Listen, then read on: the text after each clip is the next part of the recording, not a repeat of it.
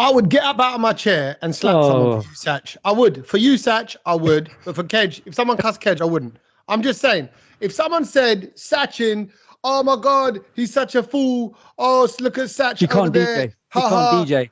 Yeah, you can't DJ. to save his... Sach, we'll see you in the next version of that crap DJ film. I'd go, hey, keep my Sach's name out your mouth. I'd say it. But would you swear in it as well? Kedge, not just... He said another rude word in between. Would you but I'm making it podcast friendly. Okay. And then if someone went, oh, Kedge, he's just a Dorkla muncher, I'd go, yeah, you're right. And I'd stay in my seat. I would stand up and go, that's really funny. Yeah. Would you get out of your chair and slap someone for me, Kedge? Nah, not really. I couldn't. Kedge is not a slapper. I'm not. I'm not. He was back in the day. I just wouldn't. I wouldn't even know how to slap. I wouldn't even know how to do it. Well, in fairness, Will Smith doesn't know how to slap. He's a big kisser. He played Muhammad Ali in a film. He trains all the time. He's in fit shape. And he slapped. You know, Chris Rock is a skinny 57-year-old comedian. Oh, and he took it. He didn't. He wasn't. No. All he did was let's dissect. And came back. Let's just dissect it all. Okay, please. Where do we start? Dissect it from the beginning. Okay. Because look. The chat here is: was it real or was it fake? Because it's real. It's real. The world's press has confirmed. No. Firstly, no one knows if it's real. I thought it was real. So can I put certain observations forward to and again, a lot of people have noticed on social media as well, going, this was all stage, and body language experts and all of this kind of stuff on both sides are arguing the same thing. You can argue that it was, right. So I'm going to put the argument that it was staged. And firstly, there was that bit where obviously he does the joke and the G.I. Jane joke or the bit before that joke. No, the G.I. Jane joke. Yeah. Her face kind of goes from smiling to screw face, to a bit screw face. Because she's smiling. She's smiling at the bit because he says about Javier Bardem is nominated in a category against his wife, and he goes, not in a category against wife. Javier Bardem and his wife are both nominated for an award, and Chris Rock says, if his wife doesn't win, Javier better not win because that's as awkward then that one of the couple wins and the other. Yeah. Let's hope Will Smith wins for King Richard. Cut to Will Smith and Jada, and they're smiling. So so far, smiling. Then he does the second joke, and so her face kind of drops slightly, going, oh, actually, that's not it, for what it felt like was that's not funny. Actually, that's a little bit, distasteful. But let me add to that then. That look of the face. In the look of the face, I actually and I know women's faces because I've been married for 12, 13 years now, and I know the eyes. I know what Daler She didn't give him the eyes. She didn't give him the eyes. She did. She rolled her eyes as if to say, here he goes again, Chris Rock, because obviously he's cussed her before.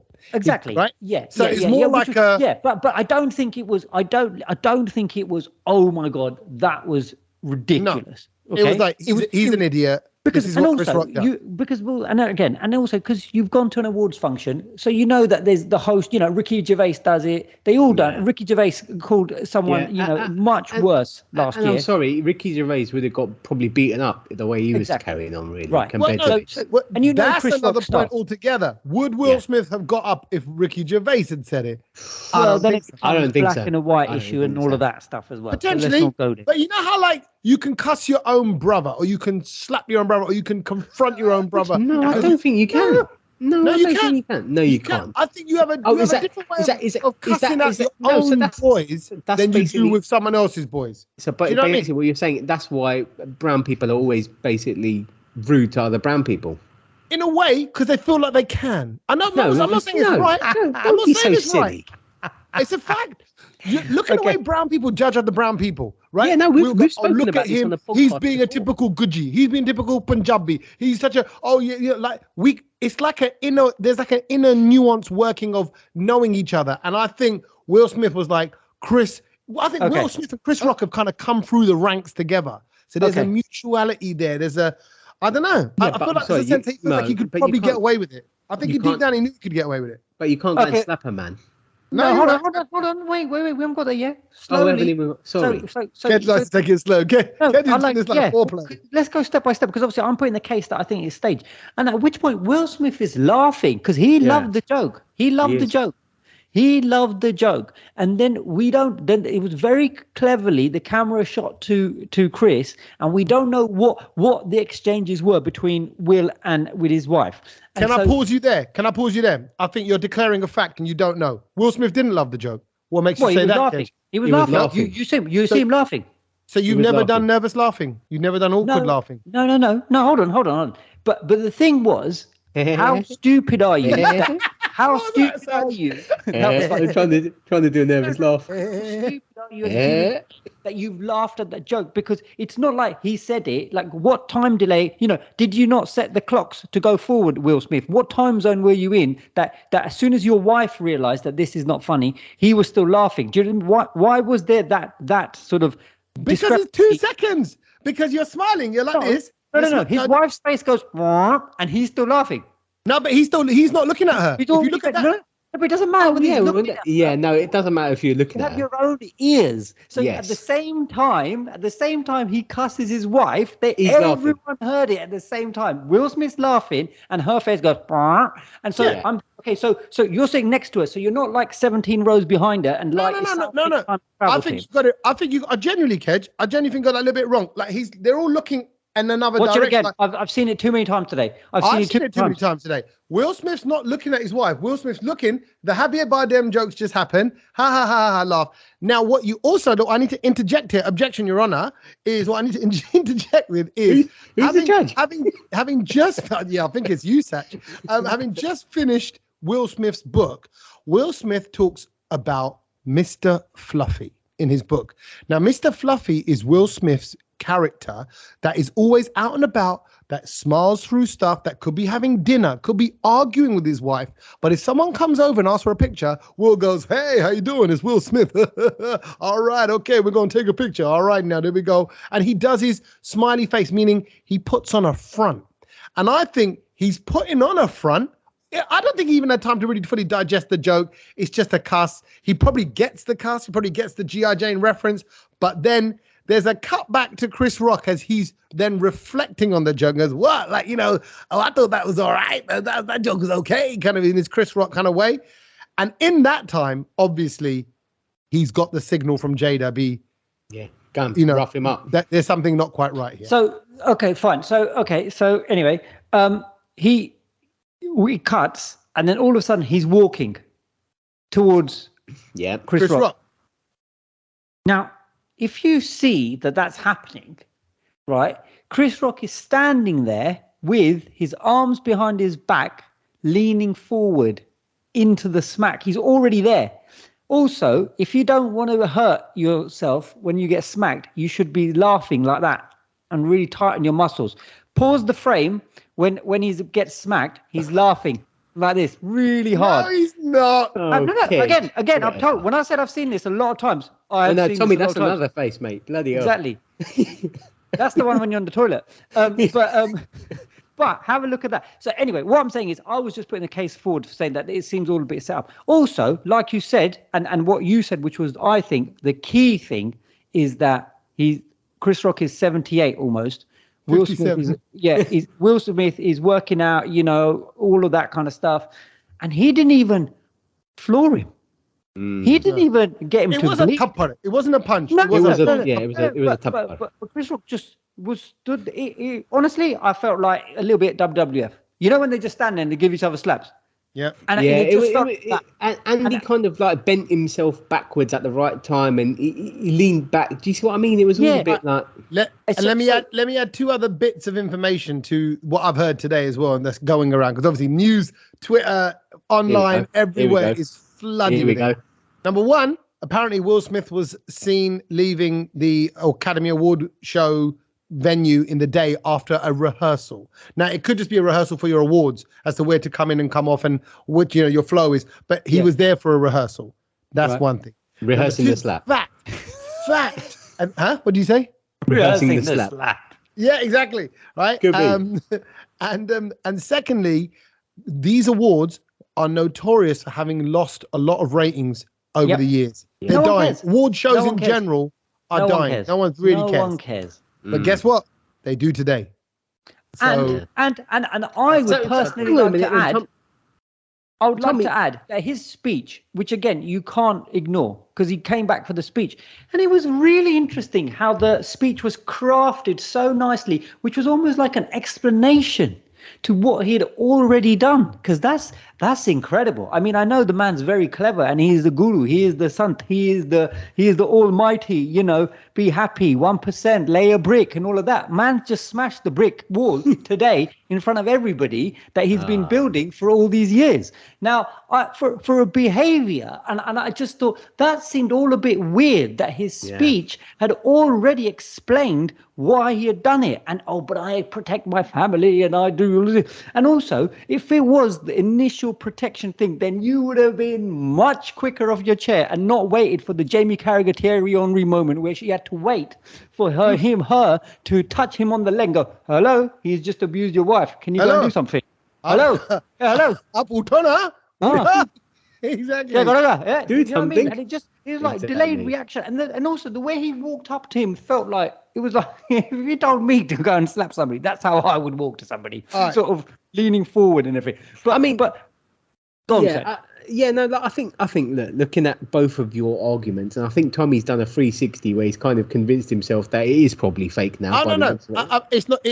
I'll tell you now, 100%. Okay, it wasn't staged. Okay, but I also know why, because something would have come out from the staging, and I don't think Will Smith would have sworn on a live telecast. That's not the Will Smith brand. Mate, Ranveer Singh will go and sit in a Tottenham dressing room and make out that he's the legend. I mean, these are film actors. Film actors do anything. Now you sound like a crazy old man with a crazy old theory. If you're now linking up Will Smith to Ranveer Singh. If Ranveer Singh had done this to Shah Rukh Khan, would we have questioned it any other way but say, how rehearsed was this? What are you talking about? Okay, it's not Ranveer Singh. Shut up. It's not Shah Rukh Khan. I'm saying if this was in Bollywood, if this happened in a Bollywood award ceremony. Forget Bollywood. That's where you're going wrong. See, if, don't do if. Look at the facts. Because if this was anywhere else in the world, it's a different context. This is Will Smith. This is Will Smith, who is a brand.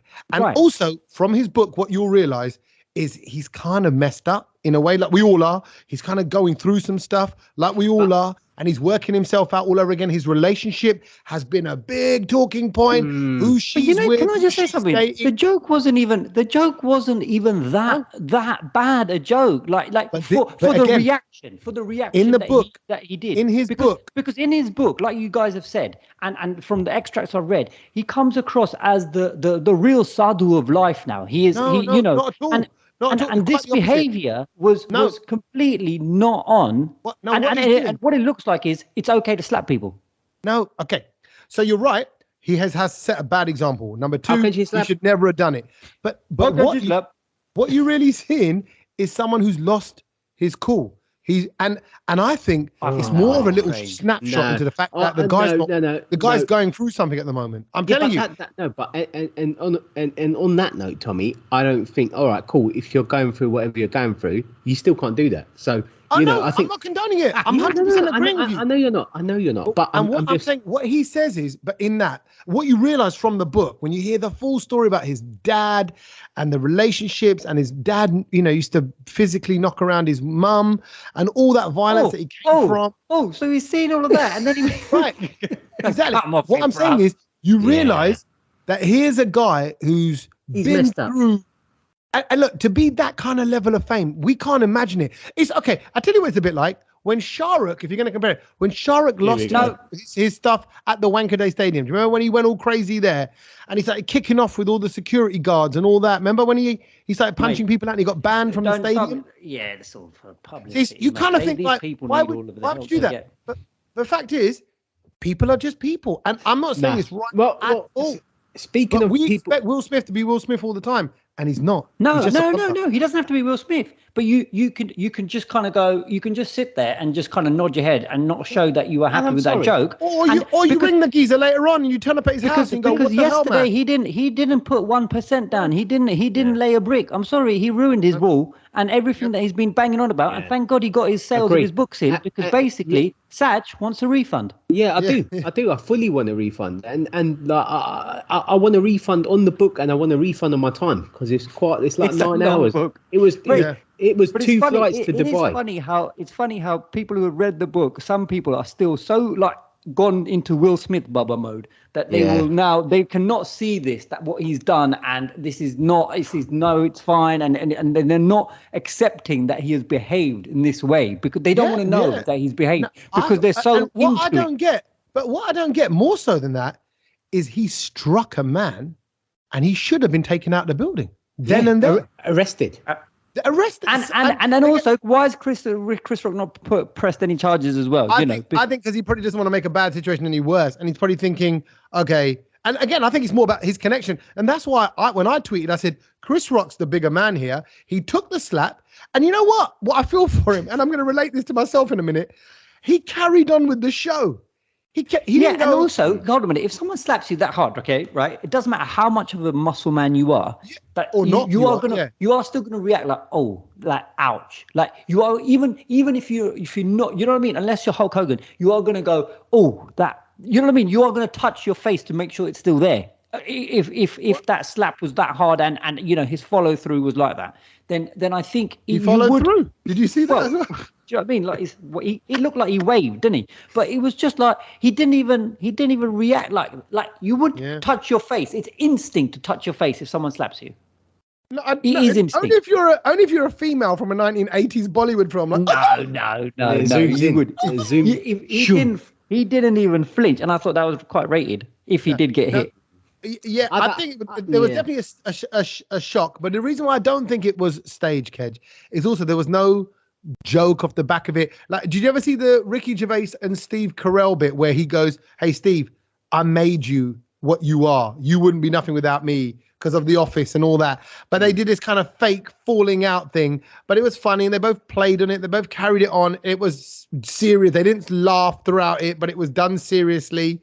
But it was serious kind of acting, and there was a ha-ha at the end of it. This just made everybody awkward. And I think there's no joke in that. There's no stage in that. And to swear, there's nothing cool about it. There's kids watching this or might be watching that.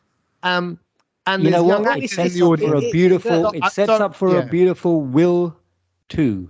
No, I'm sorry, but I'm not interested in his book again. And in I've got to say, like, you know, Will Smith, for me, growing up watching Fresh Prince and all the films and blah blah blah blah blah, he's gone down a level in my books. I'm really not interested anymore. Do you see what I mean? Then can I ask you this though? Should we not have put him on a level anyway? This is just a bloke. Why are these levels? Because what you're doing now is you're cancelling him. You're going, you messed up. You're out. I'm not cancelling him. I'm just saying, like, you know, that's not the person that I knew when I was growing up in all these films, and you know the way he kind of is. You don't know him, Sach. No, I know. I don't know him, but I'm just saying when it comes down to things like this. No, but when it comes down to things like this, like, you know, your true colours come out, right? And he could have handled the situation very differently. I always, you know, when I see him on like Graham Norton's and all that, and he kind of has this affected way of talking, and everything is kind of delivered in a Will Smith kind of way, and I'm like, that's not real. Whereas like when you hear from like Kevin Hart all along his career has kind of shown you where he's messing up. Like Don't F This Up, the documentary on Netflix, a documentary looks at basically how he's made just as many mistakes as he has good decisions in his career, whereas Will is kept all very shiny and lovely. The most bankable star. He's top of the Forbes list. I had a friend who used to chat like Will Smith all the time, like to all the uncles and aunties, Indian fella, and I just thought, mate, you're fake. Just shut up. It's an act. But he still does it to this day. I obviously like what? What's he sound like? No, he like you know when you talk to him. No, he does that American kind of accent, and he's just all like big in your face and smiley, and like parents love all that kind of stuff, and you just think, oh, shut up, just shut up for a minute, will you? Because you sound stupid. Anyway, let's move on from there. You're right. So I think the key thing is nobody has the right to hit anybody. Agreed. And also, the interesting thing is, he said, keep my wife's name out of your mouth. I'm like, I'm afraid that's not how it works either. You can't tell someone not to mention another famous person. If someone said that to me, I'd have said his wife's name there and then. Again. Yeah, like six times. What you do. But you're right. It was upsetting because I thought, oh man, it's just such a bad look for a big star. But isn't this the world that we're living in now? Like, this wouldn't have happened with back in the day I'm trying to think of a back in the day. Arnold Schwarzenegger would not have lost his mind at an award show. Sylvester Stallone wouldn't have done it. I think the rule is don't make jokes. Nah, yeah. Well, how sad is that though, Kedge? In Kuch Kuch Hota Hai, when Kajol back to Shah Rukh Khan. Back to Shah Rukh Khan. This third Kajol reference. said to Shah Rukh, I don't like jokes. That she knew. She knew what the world was coming to. I don't like jokes. That was it. Speaking of jokes, can I just say that I mean, sort of observations from the week, other than the big Will Smith story. I think people have forgotten or just completely don't care about wearing masks anymore. As in, I mean, I was on a flight. I'm in Dubai at the moment. The mask wearing I came across was like the willy out mask wearers. The what? The willy out mask wearers. The willy out. Yeah, where your mask is basically here, just over below your lips. nose. Yeah. So your nose is hanging over it like a little poking out, like you're having a little susu. And I'm just like, the rules are the rules. You should be putting your mask above your nose. Is it still a rule to wear a mask on a plane? It is. Right. And so you were saying that people on the plane were just around their chin. And the other thing that I sort of noticed was, I always fly from Gatwick, and I quite like it. I flew from Heathrow this time. The people on the flight are completely different. Wow. In what way? Like, it's a bit more civilized where we are in Gatwick. Things a bit more calm. Really? In Heathrow, I felt like I was getting on Noah's Ark. Heathrow is the hub. Heathrow is the hub of all messiness. You're right. From Gatwick, they're going on holiday. In Heathrow, they're trying to get out. They're trying to get out. Yeah. Gatwick is the one where you can get cheap flights if you can get there for 3 a.m, right? But the Arm Army is going to land in Heathrow. The majority of people are going to get to Heathrow. I couldn't get on a flight from Gatwick for some reason. Oh, it's because it's half term at the moment, and so I had to fly from Heathrow. But I'm coming back to Gatwick. But I just couldn't believe the difference in people, and I was just like, okay. It's a zoo. I read an article actually. There was something in the papers today. They were saying that the fact everything's changed now, and people on flights aren't wearing masks. It's a lot more cooler. The staff still have to. Do the staff have to? I think staff have to. Yeah. Yeah. And also, I was working out today. I was just on the cross trainer, and I was listening to LBC just because I wanted to hear what everyone was saying about the Will Smith stuff this morning. And by the way, the host of the breakfast show, Nick Ferrari, he just said, he goes, if anyone cussed my wife, I'd go over and thump him one. And I thought, I don't think you can say that. I was like, that's condoning violence. That's taking it in your own hands. But anyway, but then in between that, there was an advert. It says, if you're traveling on the tubes, from the Mayor of London, Sadiq Khan, we're saying, please wear a mask even now. And I'm like, oh, no, that's not the law. They can say that. They can say that all they want. I mean, the majority of people don't wear a mask anymore. But I'd just like to say that, if you want more people to wear masks. No, look, at the end of the day, are you a willy out mask wearer? Tommy don't wear a mask. No, but when you wear one, Kedge, are you fully over the nose? Full. Yeah, well, I've never done it underneath. I don't have one that goes under the nose. Tommy's a willy out wearer. I'm not aware. I'm not aware of masks. Tommy's just full. You're not aware. I'm exempt. I'm exempt. I just want to let people know that if you get on a carriage on the underground and the end window is open, it's probably because Kedge has been there, because that is my duty I do for the London Massive. I always get on at the end of the carriage and open the window. That's what I do. People look at me like a weirdo, but there you go. That's me. I'm one of those window carriage openers. And there's a good strong army of us, because by the time I get on the train again at 3-4 o'clock in the afternoon, majority of the windows are open on the underground. And I'm like, yes, you are me. Opening all the windows.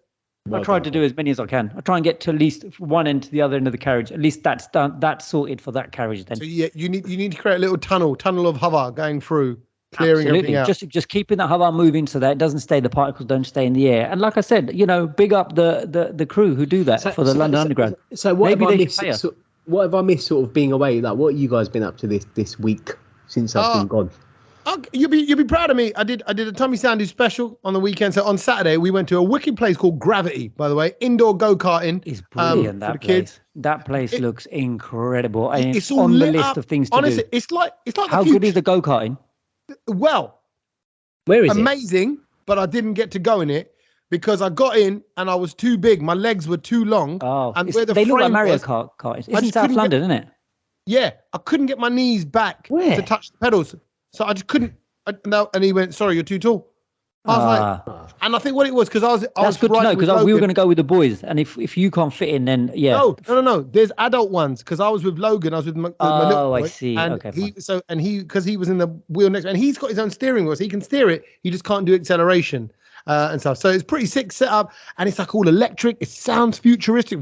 When you pull away, amazing. It looks very really futuristic. But I had to quickly tag in. My missus went in with him. But after that, we went upstairs for food. And I got to say, it's probably the worst service of food I've ever had in my life. Food was slow. Food was long. I was waiting for a coffee. You know me, everyone else having a couple of drinks, whatever. And I was waiting for a coffee for so long that I left, because it's in a shopping centre, went outside to a Starbucks, got a coffee, came back, and there were still people stood at the bar. So it was long. This is like not far from Battersea. I remember it being around that way. That's not proper. No, it's not proper South London, though. No, right? It's sort of central South London. Anyway, we ordered all this food. I tell you, £146 worth of onion rings, fries, nacho, kids' burgers, Wandsworth. Loaded chips, all this kind of stuff. Yeah, right. So we do all that. Food comes out, and I'm eating my chips, loaded chips, which is like got cheese and onions and jalapenos all over it. Looked amazing. I ate them. They were cold, and I'm like, why is this cold? Like they should have chips cold. Banging them out. Yeah, it's not clever food. And then I'm giving Logan his burger, and all the outside of the burger's burnt, so I'm breaking it off. I'm trying to get to the more kind of juicier bit, and I can see him chewing it, and his veins are coming out in his forehead because he's having to chew so hard. He's going, what is this? Can we just go McDonald's? I'm like, we paid £16 for this burger. You're going to eat it. So I'm trying to give that to him. He's not having it. All of the kids are complaining about the food. I was like, I have to. This is it. And they're all looking at me. Pressure's on. Yeah, I feel the need to step up. You were feeling like Will Smith. I got the Jada Pinkett eyes from all the family. Like, are you gonna do something? Yeah. You have to get up. So I did the Will Smith thing, but I didn't go slap anyone. I just went and found the manager, and I said, and that took ages because everyone was running around. Staff is like hard to find. Found the manager, this little woman. She looked flustered as hell.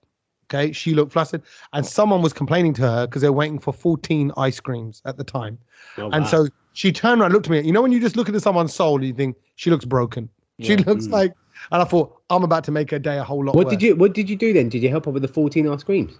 No, I said, listen. So I took a different approach straight away. I read the situation, and this is my advice to everybody: if you're going to complain, be nice about the complaint. It'll go a lot further. Yeah, being nice is So I went, look, I can see you're under it, and I can see you're a bit understaffed. I said, I don't want to make your day any worse. I said, I appreciate what you're doing, and I know how hard catering is, and I've been in this. I said, but the food weren't right. She went, okay, give me a minute. Let me sort these ice creams out. What table are you? I went, I'm table 119. Okay, back in a minute. She goes, I'll come and find you in 2 minutes. 20 minutes later, she doesn't even come. Of course, it's not going to be 2 minutes. No. So then I go track her down. They radio her. She comes. She finds me by the side of the bar, and she went, oh, she goes, I'm really sorry. It just took me forever. I said, I get it. Don't worry. I said, but you got to do something about this food. She goes, all right, I'll take off a couple of the burgers. Right? I said, none of it was right. I said, I wouldn't say it unless it was the truth. I went, what can you do? She goes, I'm a manager. I can do what I want. I said, then I think you need to take off. She refunded the whole lot. All come back. I came back to the table like Will Smith to Jada, and there's like high-fiving. Well done. Well done. And not a slap in sight.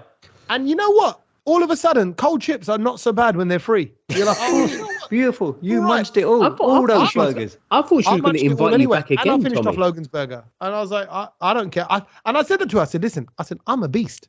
I'll eat anything. I said, I'll eat it hot, cold, lukewarm, slightly pink in the middle. That doesn't look cooked. Don't worry about it. I might feel rough for a bit. I'll be all right tomorrow. Pinkette in the middle. So I did a proper quality complaint, and I'm really proud of the way I managed the situation. I didn't make any noise, and I also knew, by the way, this is a key part of complaining, that if you shouldn't raise your voice because everyone else is gonna jump on your bandwagon. Yeah, my ice creams, my coffees, and my Kedge would jump on your bandwagon. No, I still wouldn't. I'd look and go, "What a big man they are." No, Kedge, you would. I don't complain. I don't complain. I just eat it. I just eat the dog food. That's my problem. Yeah, but then you'll be upset afterwards. But you've got better recently. You've been confronting situations. You haven't just left it to moan about for another day. Yeah, but it's still When was the last time you got something for free? No, he complains to me every day. He calls me about something. Just generally, he talks to me about something, complaining about something. So I actually feel a bit like his therapist at the moment. Yeah, Sach is my therapist. I'll tell you what I want to complain about. You got the worst ultia and stomach bug from that halloumi wrap from a certain place. Yeah, but I didn't even go. I mean, I've boycotted the whole place now, so that's the end of that. Do you see what I mean? That's how I complain. I actually like that place. Feet. But I do want to complain about something that I saw that appeared on my Instagram feed, and it was just full satyanash of a traditional Gujarati dish, and I just thought, this is how the world's going. I felt old. What's the dish?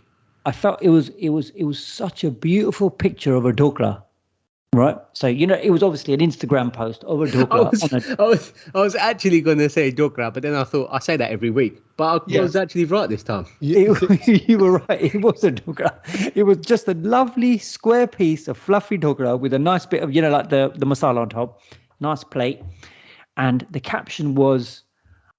Hold on a minute, I've written it down because it drove me nuts. So where did you see this? You saw it on Instagram? On Instagram. So it's like is it like a chef's page, or is it like a packet of dhoklas? It was a person's page that I follow. Right. And they said, I absolutely loved this steamed cake. And I died. Steamed cake. Do you mind me asking? Are they of the Gujarati persuasion or Asian persuasion? No. Right. Okay. Are they Gora? Yes. Oh. No, but to be fair, I don't think they're quite far off. It is a cake. It's a Gujarati cake. I don't even know how it's made. I just died a little bit. How is it a cake? It's a cake, mate. It's a savoury cake. It's not. It is. That and what's that other thing? Ondoor. That's another savoury cake, isn't it? How can you just reduce it to cake? Ondoor. Horndwo. Or handwo, as some people would say in different parts of Gujarat. Ondwo or handwo. It's basically a dhokla. 1, 2, 3, 4. I declare handwo like that. Basically, but it's you know how a dhokla is yellow. This thing's brown. So it's there's more texture. There's more texture. It's like his brown cousin. Tommy, you've had it before. I think I gave it to you when we went to cricket. It's got like a crispy top. You've got sesame seeds on top, sprinkled over. It's beautiful. Oh, I do like sesame seeds. It's that and tea, or even dhokla and I just thought this is it. That is a cake. No.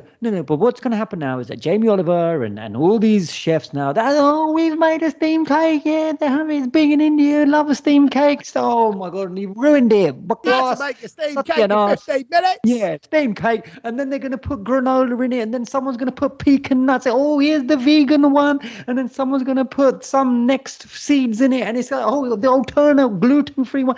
It's a dhokla, leave it alone. It's not steamed cake anything. It's nothing else. It's a dhokla, learn the name. That's it. Sorry, it was a political broadcast from the Gujarati household. But then what would you prefer? Because if they write steamed cake, then at least they can... That's a way of people identifying with it. They're trying to almost market it and sell it to their own people. Like we might have... No. So what's that thing? What's that shepherd's? What's that thing the shepherd's pie in it? No, not shepherd's pie. No. What's the thing that you put gravy on top? Many things. What do you mean? Cottage pie? Shepherd's pie? Yorkshire pudding. Like bread. Yorkshire pudding, right? But You've never had Yorkshire puddings? No, I don't eat that thing because why am I going to eat it? I mean, I just eat a Yorkshire slice puddings of bread. are lovely, Kedge. You eat egg? Agree. Nah, well, it's boring. But it's Yorkshire pudding. You don't say, "Oh, this is a flaky pastry thing that you can put gravy." Well, that's what. I'm sorry, but that's what dokla is. It's an Ahmedabad pudding. It's a no! Sach, you're gonna get slapped. You're gonna get slapped for that. People who are listening to this have taken offence. They're gonna get up and they're gonna come and find you. But anyway, I just thought that was what was bugging me this week. So I just had to bring it to everyone's attention. And like I said, it was a party political broadcast from the Goodyear household. Carry on, Sach. No, I like it. But I also will say, though, there will be many Indians in India that have got hold of some English dish and just named it wrong, called it something. And I want to know about it. I want to know about it. It all balances out. Speaking of naming dishes wrong, this is a story that I saw this week, and I thought, I'm not sure how I feel about this. And it's about a pub in Devon, and obviously when you go to pubs, I think the thing that I kind of my go-to when I go to a pub is I like their sandwiches. Because they're like, do you know, it's like a proper pub sandwich. Rustic it's not one bread. you'd get. It's Fat not bread, one fat white bread. You wouldn't get that in the Tesco, or do you see what I mean? It's like a nice meaty sandwich, basically. What do they call it? Wedge, something wedge door. Was it doorstop bread or something like that? I think so. Yeah. Basically, it's that very thick. You're right. You don't get those cuts in a normal loaf. You don't get that. Yeah. So anyway, this pub in where is it? In Dartmoor. Has basically changed the name, and this is one of my favourite sandwiches. It's not called a Ploughman's anymore. What's in the ploughman? Is that the pickle? It's pickle and cheese, isn't it? Pickle, cheese, chutney, cheese, salad. Yeah. I like that combination of cheese. It's a good sandwich. So it's because I've only just to quickly before we get into that, I've only just got into Ploughman's in the last couple of years because I've only really got into cheese and chutney on a cracker in the last couple of years. Oh, I'll tell you what, if you want a cheese and chutney sandwich, you need to go to M&S.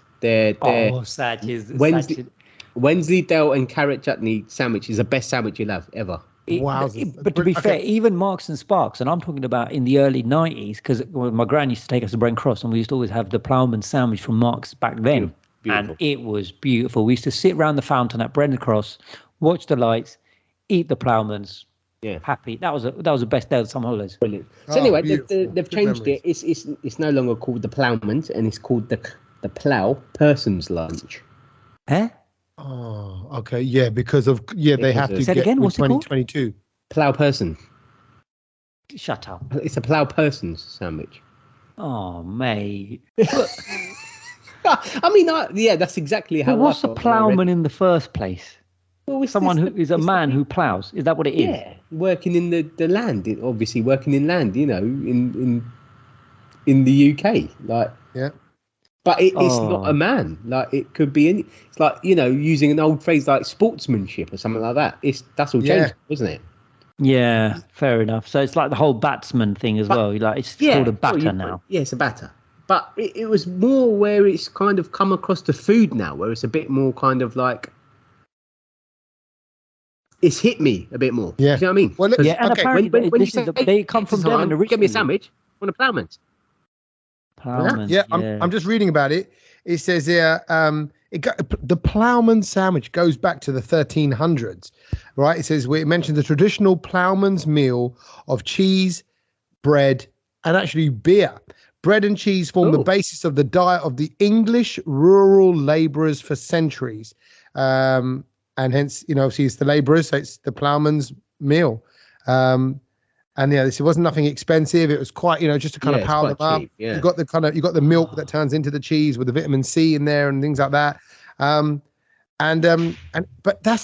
it's kind of like you say, if you take away everything with man in it, then because you have to, because you don't really get it's not like it's referring to. Oh, well, there are many plough women out there nowadays. It's not like that. There aren't any plough men. It's done by a machine. Well, we don't know that for a fact. I'm an odd ploughman. Say that again? There might be the odd ploughman. Yeah, sorry, there might be. I'm saying it's not I don't think it's as common of a trade as it would be back in the 13, 14, 15, 16, 1700s. I think things have changed a lot.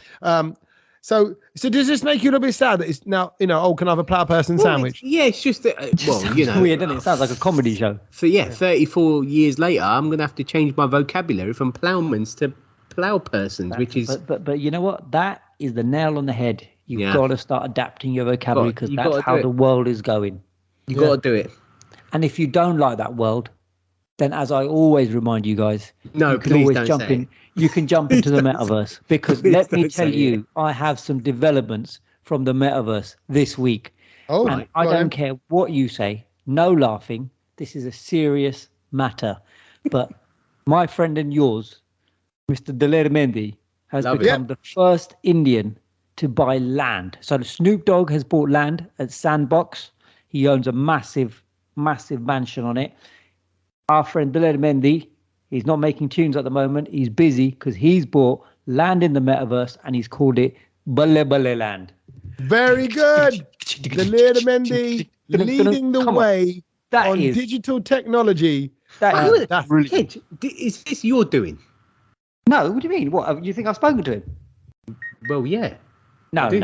I haven't had a chance to yet, but let me give you the information on this because there's more to it. So basically, the place where the people who are making it is a party night, is what they're called. They're made in India, and it's the creation of a Hyderabad-based game studio called Gametronics. And the land, look at this, in true Indian traditional style. The land was inaugurated on the day of Holi, which is only recently. And last he's week. become the first musician from India to perform in the metaverse. Now, is he performing there? He's already done it. He's done it. So there's like, the English band, the Wombats, they're going to be performing. They've announced they're going to be performing in the metaverse. In Balle Balle Land? No, not in Balle Balle Land. In the UK metaverse. But I mean, there could be a thing. I thought, wow, he's lived up to Wombat. has actually performed and played a concert on Republic Day in the metaverse. And he's the first Indian to perform in the metaverse. And I thought, you know what? Daler Mehndi has always been a trend setter, the trailblazer, his jackets, his bug, the music, the dance moves. And now he's gone and done Balle Balle. And I think, you know what? We need to acknowledge that. And as much as you guys want to take the mickey out of it, it's real. It's happening. I think it's great. It's not real. Right. It's not real. Yeah, we know it's... No, but what is real? You could really get into that as well, Sach. What is let's not real? go there. No, we could go there. Is this real? Let's not go there. Is any of this? I mean, look at us right now. We're all on Skype because you're in Dubai. Yeah. None of Dubai is real. All of that, everything no, is manufactured. Okay, yeah, no, I'm not going to argue with you there, but there are some.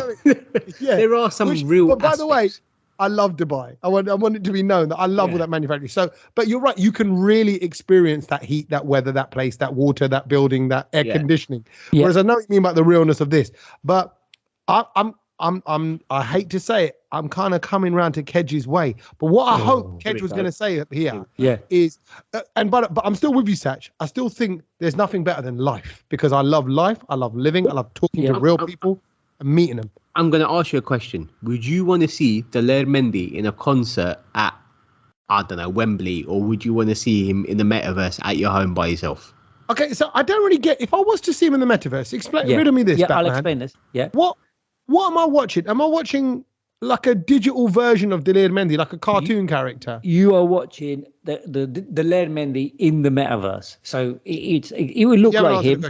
Yeah, so it would look like him. It would look like him. So it's a character. It's like an avatar. That's a bit crap, isn't it? Well, no.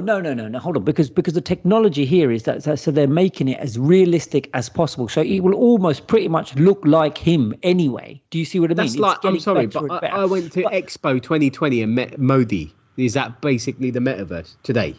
Yeah. So what do you mean? How did you meet him? What do you mean? Because he was there on like this hologram thing talking to me. Right, yeah, effectively. Is that what it is? But this is obviously you're going to have a screen on, and obviously when you go to Balle Balle Land, right, then, so by the way, just so that in case if you ever are looking for it and you get lost in the metaverse, Balle Balle Land has a big gold statue of Daler Mehndi at the front of its gates. Of course it does. So you can't miss it. You can't miss it. I think every house in Punjab in real Punjab should have a statue of Daler Mehndi in gold in it. He's a legend. We love him. I would. He promised me his jacket. Do you remember that when we had him on the thing? He promised me his jacket. I still haven't got it. But anyway, I might just chase him in the metaverse. You can get the metaverse version. Maybe I can. Yeah. So, but you can. And again, you moved on nicely to the next point I was going to make, is that you can buy merch. So you can buy the sort of Daler Mehndi merch and as NFTs and all of that. And it's all available at Daler Mehndi store. Check it out. Thanks to Park. So I thought this was he's definitely on a take here, Tommy. Okay. So surely with our connections to Daler Mehndi, Kedge, mainly your connections to Daler Mehndi and weirdly Daler Mehdi's wife, who Kedge messages on a regular basis. To be fair, don't ask what goes on. I think they get Kedge involved. I don't know. That's what I'm thinking. I'm closer to his wife than Daler Mehndi. What's that? Me and his wife, we're quite close. Yeah, because I message her on a regular. Brilliant. Right. Nothing weird about that at all. A little skinny Gujarati boy in London messaging Mrs. Mehndi. And put it this way, Daler Mehdi's never going to have to get up to come and smack me. Everything's cool. No, you're right. You got a lot of love and respect there. I think you're like an honorary Mehndi, aren't you? Kedge Mehndi. Kedge Mehndi. I quite like that actually. But Kedge Mehdi's got a good ring to it. Let's go, yes. But what I'm saying is, so why can't we host his concert, Kedge, in the metaverse? Why can't the Brownload? You know what? It's funny you said that. I'm gonna get onto the phone. Straight after this, I'm going to message her and I'm going to get the lowdown for next week. I'm going to get even more intel on Balibaliland and how we can maybe host the first Brownload in Balibaliland. Such is laughing and having the field. Can I just say, I don't want to be a part of it. In the metaverse, could we have like a radio show again? Could we have like a studio? You can do whatever you want. But then. Have we got to do it, or can we just get our avatars to do it? Or we got to get up in the... Well, no, they're not artistic. They don't have the intelligence. They wouldn't be as funny as us. Right.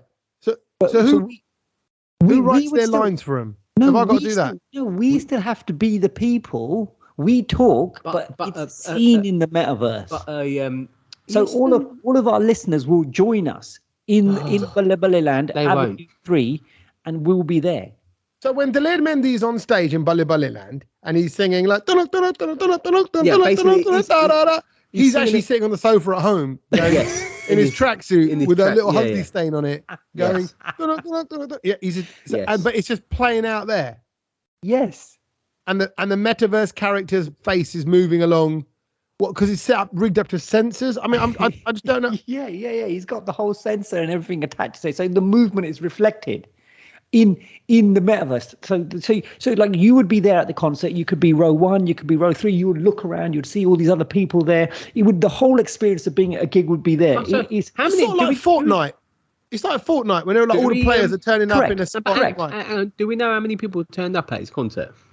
We don't know, but like I said, I will do all that research and I will message her and I'll get all of the any other questions for her. Let me know. But I want to carry on because what you said about can we just leave the avatars to get on with the radio show? Okay. And that was really interesting because obviously that technology hasn't been invented yet. Well, maybe it has. We don't know yet. But this is going to be the first steps of actually that happening because they reckon that you're going to be able to, and Sach, pay attention now because this is where it gets a little bit tricky and complicated. They reckon that you're going to be... Love the fact he's telling you to pay attention, Sach, and not me. I'm like, oh, good. He's got faith in me because I've shown him a little bit of interest. Tommy knows what this will sound like because you are now going to be able to upload your brain to the metaverse and live for over 150 years, according to this latest expert, Russian billionaire, Dmitry Itskov. He says it's part of the 2045 initiative.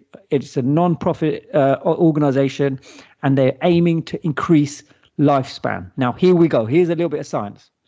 He said, thanks to the new AI and metaverse technologies, people will one day be able to live forever by uploading their minds onto the metaverse. How mad is this? They will make digital copies of their mind, and then they'll be able to live freely in the cyberspace, unrestricted by biology. Madness. That is madness.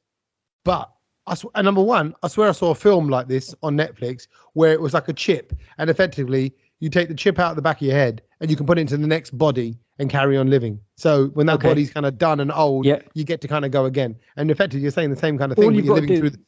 But so you just go download the software of your whole body and then recreate that in a way that the brain feels it's plausible. Yeah, but then my brain won't live on, because if you recreate my brain in a microchip style and fashion, then you. Do you know what I mean? Like, it's not me. It's not connected to the real me. No, but you're but you're conscious. So basically, Westworld and everything that we know about Westworld, Tommy. So the conscious and the robot is mixed together. So you start the robot, the AI starts developing conscious thoughts, and so that's how they reckon that we will be mirroring what we are thinking now, because that's what you need to just transfer into the metaverse. I'm sorry, not interested. I don't even know what I'm thinking now, let alone something else. Yeah. And I know Tommy don't care either. Well, I know what I'm thinking now, but it's not good things. It's just like about food. Actually, I've got a chicken burger sitting there and I'm thinking, should I microwave it or should I just put it in the oven again? But then when you're in the metaverse, you could eat all the chicken burgers you want. And it won't matter. Taste it, Kedge, because my tongue's not there. My tongue's here. Yeah, exactly. Why would you? Mate, let's just not. I tell you what. We need to ban this M word from the podcast. I tell you what could happen though. I think though, Sach, in my mind, where this is going, is the worlds need to fuse. So at the moment, the problem me and you, Sach, have got is it's all over there. Yeah. Right? Yeah. It's all over there in this digital space. But imagine when we pop our clogs, right? And if they put our brain into a machine which is rigged up to monitors, where we are then walking around this digital world and our brain is living on, because the rest of our body's shot to pieces. They can't make the whole thing carry on. But they can keep our brain going and living digitally. It will be some sort of holder. Your brain goes in there. There'll be wires attached to it, and then that's effectively that's your hard drive, and you got all your memories, and you can kind of then carry on. Well, meaning we won't be limited by our physical limitations. Yeah, which I think is brilliant.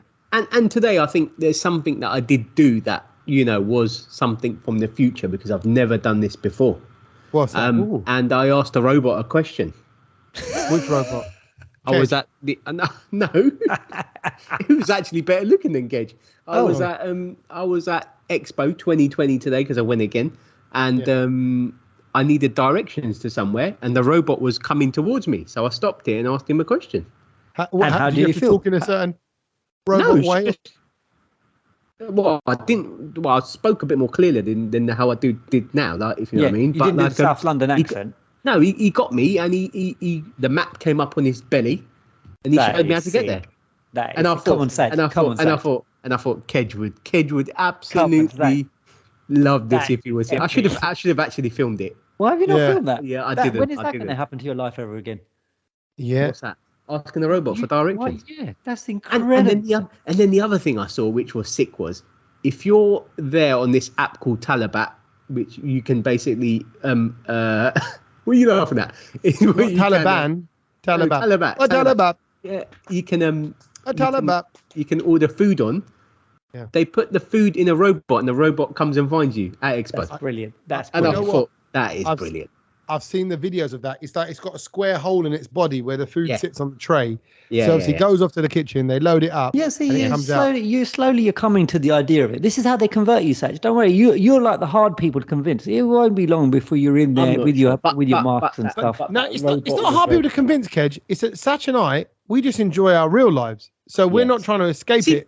Because of the misery. You've seen Twitter have launched NFT images for your Twitter picture. That's happening as well. So you'll be able to get. I ain't gonna lie. So I'm doing the IPL show, daily IPL show covering all the cricket stuff. That's sponsored by an NFT company called Rario, who are all selling cricket moments from the IPL and all that. So it's all around me all the time. And I've realised now, as much as I think I still want physical things in my life, it's a bit like I still like vinyl. I still got my records. But I'm aware that Apple Music is fantastic. Spotify is fantastic. Speaking of vinyls, I got a really special vinyl last week. Oh. Did you see it? Did you boys see it? I think I did post it online. Oh, I'm crap. I was at a gig. Me and Punjabi MC. Oh yeah, I saw that. It was signed. Yeah, he gave me a signed version of Mirza Part 2 on vinyl. That's brilliant. Nice. And it was funny because that day I listened to Mirza Part 2 in the car, full blast, and I thought, I was like, what a tune! What a geezer! Is that how it starts? Is that the way? Is that? It goes, yeah, and when I did the show with him, he put that song on and he jumped in the crowd and was rapping along with it, and I thought, this guy is a G. You know what? And also, I didn't appreciate his rapping until then. I heard it again. Yeah, like recently, I thought, wow, it was a good, solid tune. Can I just say, PMC is a legend. I love that guy. Yeah, he obviously you can't deny that. He's brilliant, and he's got the formula. Oh, by the way, a little bit of breaking news. It's just come out now. Oscars organisers, I never get this, condemn Will Smith's attack on Chris Rock and launch a formal review. So it's definitely not fake, Kedge. But I always get this. We condemn it. We want everyone to know that we do not stand by. I'm like, well, why don't you do something at the time? Why don't you? Yeah. But you condemn it. Bouncers on and take him off. Because he was there, you let him collect his Best Actor award. Of course, you don't want to mess with your own. But it's like after the wedding, right? Everyone has a big punch up at a Punjabi wedding, and I get involved, punch one and go back in. I go, but I condemn it. That was really bad what happened. Like, well, we should have stopped it at the time. It's ridiculous. It's crazy. But there you go. They're looking into it now. Things we learned. That's not your things we learned. That is the breaking news that we learned just now. But what is the thing that you learned this week? Oh, look at it. And another little update, if I may. The refunds just come through for the food on the weekend. There you go. God. There we go. There you go. So the refunds happen and Will Smith's condemned. There you go. Okay. Live updates. My thing I've learned is very kind of quick, and it only kind of relates to people that have kind of been to Expo 2020. I feel like I'm probably one of the very few that has. I'm sure people have got it. Do you know any people that have gone to it? And a lot of my people that I follow on Instagram seem to have all been there as well. A lot of celebrities are there. And it's weird because I went again. This was a second. I know people that have been like 7-8 times, and I went to it the whole day today, and I felt like I must have just seen another little corner of it, like it was just another little piece. So I thought, let me go and see how big this thing was. So I was looking at some information about it. The size of the whole site for Expo is 600 football pitches big. Wow. 600, and the football pitch is an acre. Yeah. That's 600 acres. That's how big Expo. It's amazing. It's almost amazing. You need to go over it for several days. And people kind of go, oh, what's it about? I'm going to go, it's kind of everything. Yeah, it's hard to in explain. Life and stuff. It's like the home exhibition, isn't it? The ideal home exhibition, but with life and beyond. And I was a bit gutted this time round because, you know, I felt it ends on Thursday. So the day this podcast comes out, it's the last day. Christina Aguilera is doing the closing party from what I saw on the billboard today. Yeah. And it made me sad because I was just like, I'd actually want to come back here with some of my. I actually thought of you again, Kedge, because I was like, this is your world. I know. You would. I'll be there. You'd be there. Yeah. I'll be there with my dog in the metaverse next year. You'd be all over it. You'd be all over it. I can't wait. Okay. My thing I learned is about a phrase actually, and I like these ones because I've always loved little things about words and language and things like that, and I know you do as well. What's the difference between did you know and do you know? So when you said one's a Diljit song. Do you know? Did you know? Oh, no, do you know? That's good chang. The obvious one is that it's the different tenses. Yeah, but why would you use them in very different contexts? You use did you know and do you know in different contexts. Actually, now that I've said it out loud, I think it's quite obvious. Go on. Did you know and do you know? Do you know? Do you know that from thingy? So do you know is obviously something about the future. Like, do you know about a future thing? And did you know would be something about the past. Like that you should have known. Yeah. You're on the right line. But actually, as I've just said out loud, I'm like, it felt like a bit of a ooh thing. And actually, it's quite obvious. But did you know, when you use the phrase, did you know, when you already know the fact? Yeah. But you use the phrase, do you know, when you don't know it. When you don't, like the future. Do you know where Sach is right now? Oh, no, actually. No, that's not, we know that. But I do know where Sach is. So I would then say, But see, there you go. I can get the two mixed up. That's what they're saying in the article. No, right? but to somebody who doesn't know, if you go, you would say, "Do you know where Sach is now?" Because they wouldn't. You wouldn't. But do you? If I did know where Sach is, I would actually have to say grammatically, "Did you know where Sach is? Did you know where Sach is right now? He's in Dubai." Because I know that. I know it. So you wouldn't say it. No, but you're if you ask me that question, did you know where Sach is? Did you know that Sach is in Dubai? That's basically because you're asking me and implying that I should already know that. No, I'm not. That's not what the article's saying. You're now making it up, Kedge. Right? I'm saying, did you know? You use did you know when you know the answer, and you use do you know when you don't. So I shouldn't but say not you. But not you. It's the person you're asking. No, it refers to you. If I'm asking it and I know where Sach is, then I can't say, do you know where Sach is? Like, oh my God, do you know where Sach is right now? He's in Dubai. I'd have to say, did you know where Sach is right now? Because I already know. So it's did for when I had the knowledge. Okay. So, I never knew that. There you go. So you can't say do you. And to be fair, thinking about it, I still probably would just say do you in any instance. I know, but that's what I'm saying. I'm correcting you, Sach. I'm making you a better person. See? You didn't know that. I can remember that. Yeah. My one connected to Will Smith and his dear lady. When she did get annoyed with the comment that Chris Rock made about her hair, did you see which way she rolled her eyes? Oh, good point. It was to the top right. Left. Her top right. As we're looking at her. Humans always roll their eyes to the right when they're annoyed. Is that a fact? Leave you with that. That's a fact. I'd leave you with that. Have a great week. That's that neuro-linguistic programming, isn't it? That's that NLP. NLP. That's Not. So, and it all says it's like when you touch your face on I know that if you stroke your chin when you're thinking about something, it's not as stressful as if you stroke the top of your head. The higher up your hand is on your head, the more stressed you are. So which you do a lot. You do a lot of that full head thing, don't you? Right, because I'm always worried about something. That's me. We used to just do it down here and go beard. Did you ever do that when you were little? Beard. Which normally meant you're lying or something, isn't it? Like you would say that to somebody. Beardy. How weird was that?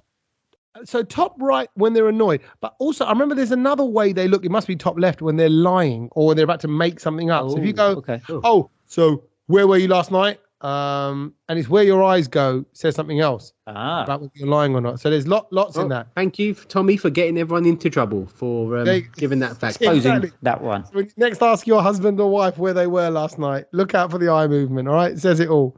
Nice one, boys. Good chat. And I'm glad we've made the world a better place. Thanks for listening, everyone. And until next week, we'll catch you later. Don't slap anyone as well. No, definitely not. Laters.